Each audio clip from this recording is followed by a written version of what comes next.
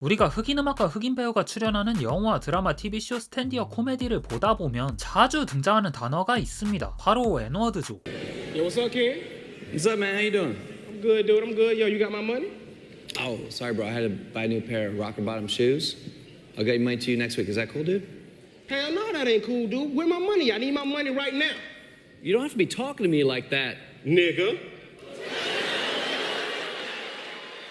근데 이런 생각 해보신 적 있지 않나요? 이 N워드는 어째서 오직 흑인들만 사용할 수 있는 걸까? 네, 이 단어를 모르는 사람들은 없지만 그 출처와 배경을 제대로 아는 분은 적을 겁니다. 그래서 오늘은 그거에 대해 한번 얘기해보려고요. 그럼 바로 들어가 보시죠. 먼저 이 N워드의 기원은 검은색을 뜻하는 라틴어 니게르에서 출발합니다. 우리가 검은 걸 검다고 하는 것처럼 N워드의 시초는 모욕적이거나 멸시적인 의미가 아예 없었어요. 그러다 15, 16세기 무렵 전 세계 땅 따먹기 게임에 들어간 스페인과 포르투갈의 노예 무역이 활성화되면서 아프리카 출신 흑인 노예 들을 양국의 언어에 따라 니게르에서 니그로라 부르게 됐죠. 이후 시간이 흘러 17, 19세기에 와서는 이게 또 달라집니다. 근데 이때부터 굉장히 안 좋은 의미로 변질돼요. 18세기 무렵 조명기의 발명으로 미국 남부 농업 경제가 급격히 성장됨에 따라 노예제의 필요성이 급격히 높아진 백인 농장주들은 이를 뒷받침할 값싼 노동자들, 쉽게 말해 노예들이 필요했습니다. 특히 대규모 농업에 최적화된 지리적 조건을 갖춘 미국 남부였기에 인구발로 밀어붙여야 하는 사업의 특성상 노예제 없이 이를 진행시킬 수가 없었죠. 그렇게 수많은 흑인 노예들을 사들인 백인 농장주들은 이 사람들을 뭐라 부를지 고민하다가 자기들끼리 이렇게 하기로 정합니다. 스페인과 포르투갈에서 통용되던 니그로를 영어식 발음으로 변형한 니거를 사용하기로 말이죠. 근데 이때 백인들은 한술 더 뜹니다. 이 N워드를 단순한 언어적 변화에 그치는 것이 아닌 의도적인 차별과 비하를 담은 표현으로 아예 정착시켜버리죠. 흑인은 지적 수준이 낮고 불결한 존재란 뜻으로요. 이는 곧 본인들과 흑인의 등급을 나눔과 동시에 폭력과 강제노동, 그들을 인간이 아닌 소유물이자 재산으로 정당화하는 제도적 장치의 일환이었습니다. 19세기 남북전쟁 이후 노예제가 공식적으로 폐지된 뒤에도 흑인을 억압하는 잔재로서 기능하기도 했고요. 흑백 분리를 대놓고 강제하는 징크로우법과 기존의 노예들을 재산으로 묶어두기 위한 불법 계약, 공공시설과 교육, 심지어 투표권에서도 흑인들의 철저한 배제가 이루어졌죠. 이건 뭐 노예제란 말만 없어졌지 받는 대우는 이전이랑 큰 차이가 없었습니다. 이렇다 보니 일부 흑인들은 20세기 중반에 일어난 미국 인권운동이 진행되는 동안 커뮤니티 내부의 결속력을 강화할 수 있는 무언가를 찾기 시작하죠. 그러다 발견한 게 다름 아닌 N워드였습니다. 흑인 민족주의를 외친 말콤 X는 비교적 중립적인 표현인 니그로 대신 영단어 블랙을 제시하기도 했지만 실제 흑인 커뮤니티 내부는 다른 생각을 갖고 있었어요. 누구나 사용할 수 있고 흑인의 인종적 정체성을 담기에 너무 부족한 블랙보다 오직 흑인만이 사용할 수 있는 단어를 선호했습니다. 그래서 그들이 고안해낸 게 기존의 N워드가 가진 힘을 역이용하기로 한 거였죠. 인종차별적인 의미는 거부하고 그 안에 새롭고 긍정적인 의미를 주입하면서 흑인년들을 더욱 공고히 하고자 했어요. 그렇게 탄생한 단어가 바로 니가입니다. 요 ER이 붙은 게 백인이 흑인을 모욕하고 하등한 존재로 취급하기 위한 수단이었다면 A가 붙은 건 역으로 흑인이 주도권을 쥐고 사용하는 새로운 용어이자 그들만의 문화적 자산인 셈인 거죠. 참고로 발음이 거에서 가로 바뀐 이유는 아프리칸 아메리칸 영어의 발음적 특징 때문이라 해요. 그들의 언어엔 특정한 음운 규칙이 있는데 그중 하나가 단어의 끝부분 발음 변화예요. 브러더를 브러다로, 플레이어를 플레이야처럼 발음하는 것처럼 같은 원리로 이거를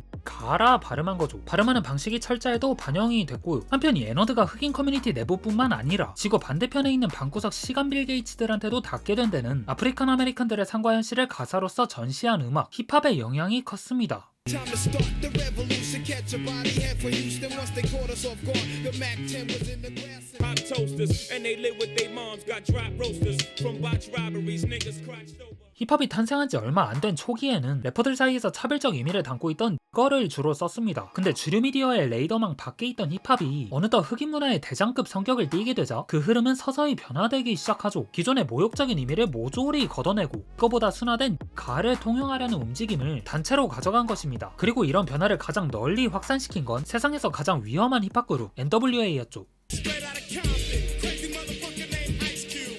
From the gang called niggas with attitude. A young nigga got it bad cause I'm brown. And not the other color so police think. Cause I'm the type of nigga that's built to last. If you fuck with me, I put my foot in your ass.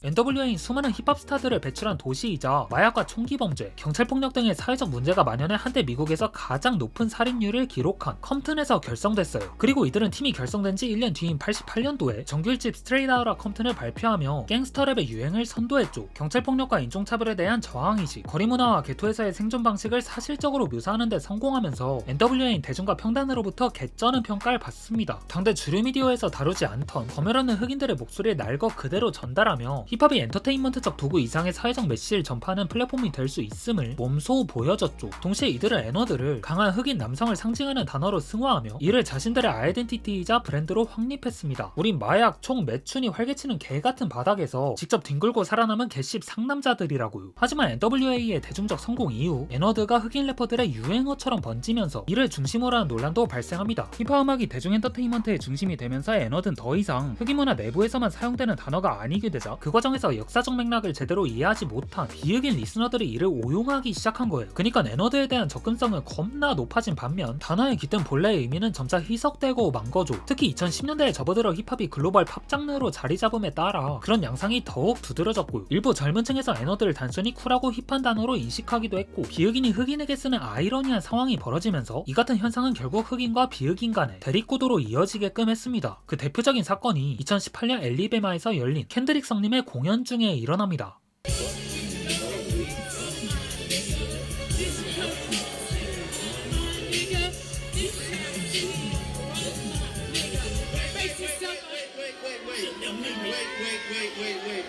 켄드릭은 앨리베마의 한 페스티벌에서 메시리를 부르던 중 백인 여성 관객을 무대 위로 불러 랩을 함께 조졌는데 글쎄 이누님이 영상에서처럼 N워드를 몇 번이나 힘차게 갈기는 거예요. 이에 현장에 있던 수많은 관객들은 강하게 반발했고 켄드릭 역시 넌 단어 하나 입 밖으로 내뱉지 말았어야 했어라며 여성을 강력하게 제지했죠. 이후 그는 바로 90도 사과박은 다음 노래를 재차 불렀지만 논란은 쉽게 가라앉지 않았습니다. 이 장면이 SNS상에 퍼지면서 N워드 사용을 둘러싼 찬반 키베가 열렸거든요. N워드 흑인의 역사와 문화를 담고 있으므로 비흑인들은 이를 존중해야 하는 동시에 절대로 사용하면 안 된다는 의견과 애초에 N워드가 문제라면 래퍼들이 곡에서 안 쓰면 되는 거 아니냐는 의견이 충돌하며 이 사건은 N워드 사용과 그 허용 범위에 대한 중요한 논의를 촉발시켰죠. 한편 사건의 중심에 있던 켄드릭 센세는 N워드에 대해 누구보다 신중한 태도를 보였어요. 각종 인터뷰를 찾아보지 않아도 그의 여러 곡들에서 그걸 확인할 수 있습니다. 가령 더 블랙과 더 베리에서 다음과 같은 구절이 나오는데 So why did I weep when Trayvon Martin was in the street? When gangbanging make me kill a nigga blacker than me?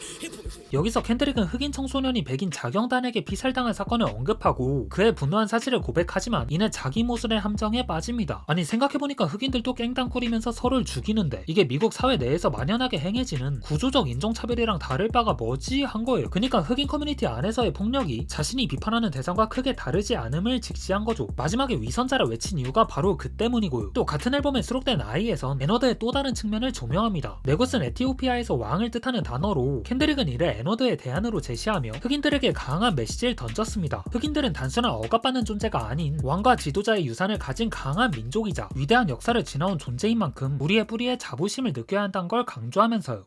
Negus definition royalty king royalty wait listen. 네, 정리하자면 켄드릭은 N워드가 단순한 욕설이 아니라 흑인들의 역사와 현재를 반영하는 중요한 표현이라 생각한다고 볼 수 있겠습니다. 동시에 비흑인이 이를 사용할 때 발생하는 문제점과 역사적 맥락을 고려해야 한다고 강하게 주장하며 신중한 접근이 필요함을 보여줬죠. 이와 관련해 레스터 교수님 또한 같은 맥락에서 다음과 같이 언급했고요. 즉 N워드 논란은 단순한 단어의 문제가 아니라 흑인들의 오랜 역사적 배경과 깊이 연결되어 있음을 충분히 인지하고 있어야 한다는 걸 일깨워줍니다. 그런 맥락에서 이는 과거 자유를 박탈당한 흑인들을 존중하는 가장 기본적인 방법이며 해당 단어가 지닌 무게를 올바르게 인식하는 것이 흑인 문화를 다하게 공유하기 위한 작지만 의미 있는 첫걸음이 될 거예요. 네, 그럼 오늘 영상은 여기서 마치고 전 다음에 올게요.